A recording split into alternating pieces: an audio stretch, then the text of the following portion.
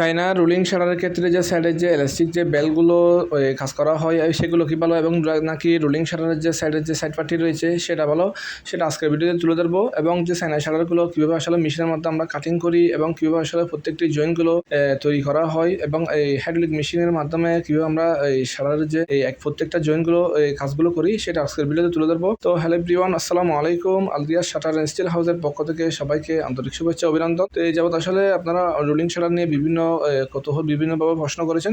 তো দেখুন, এই শাটারের সুযোগ সুবিধা হচ্ছে সবচাইতে অনেক আসলে সুযোগ সুবিধা রয়েছে।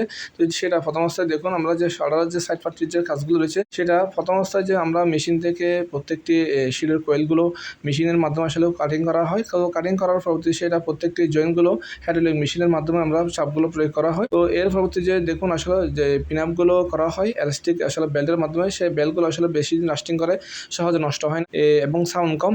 তো সেক্ষেত্রে আসলে এই চায়না শাটারের অনেক সুযোগ সুবিধা, এবং এটা আসলে দীর্ঘদিন যাবত আসলে কোনো ধরনের সমস্যা ছাড়া আসলে রুলিং শাটারগুলো ফ্রিভাবে খোলা বাঁধা হয়। এবং এর পরবর্তী দেখুন আসলে যে সেখানে যে স্প্রিংগুলো ব্যবহার করা হয়, দেখুন হাইড্রোলিক চায়না স্প্রিং রয়েছে এবং চায়না অরিজিনাল স্প্রিং রয়েছে।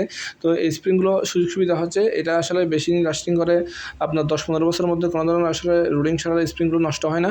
এবং দেখুন ফাইবারের যে স্প্রিং রয়েছে প্রত্যেকটি স্প্রিংগুলো আমরা কীভাবে আসলে ঢুকানো হয়। এবং এর পাশাপাশি যে দেখুন রিংগুলো দেখুন, এবং ফার্স্ট মিলি ফ্লেট যে রিংগুলো রয়েছে, একটি রুলিং শাটারের সবচাইতে গুরুত্বপূর্ণ হচ্ছে রুলিং শাটার যে রিংগুলো রয়েছে এই রিংগুলো যদি ভালো মানের না হয় সেটা রুলিং শাটারের ক্ষেত্রে অনেক ধরনের অসুবিধা হয় এবং কিছুদিন পর ডিস্টার্ব দেখা যায়।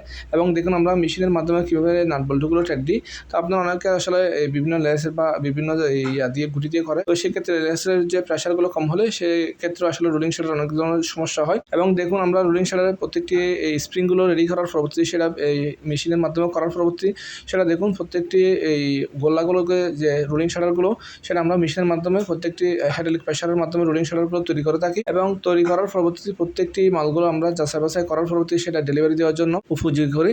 তো আমরা প্রত্যেকটি মালগুলো রেডি করার পরবর্তী সেটা স্টকের মধ্যে রাখা হয়, এবং সেখান থেকে যে আমরা প্রত্যেকটি মালগুলো দেখুন বিভিন্ন গাড়ি এবং বিভিন্ন ট্রান্সপোর্টের মাধ্যমে আসলে বিভিন্ন জায়গায় আসলে আমরা মালগুলো ডেলিভারি দিয়ে থাকি।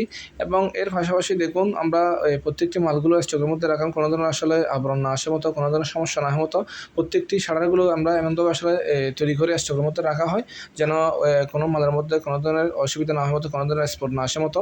তো সেক্ষেত্রে দেখুন আমরা এই মালামালগুলো যে সময় আমরা ডেলিভারি দিয়ে থাকি, ডেলিভারি দেওয়ার ক্ষেত্রে আসলে অনেক সচেতন।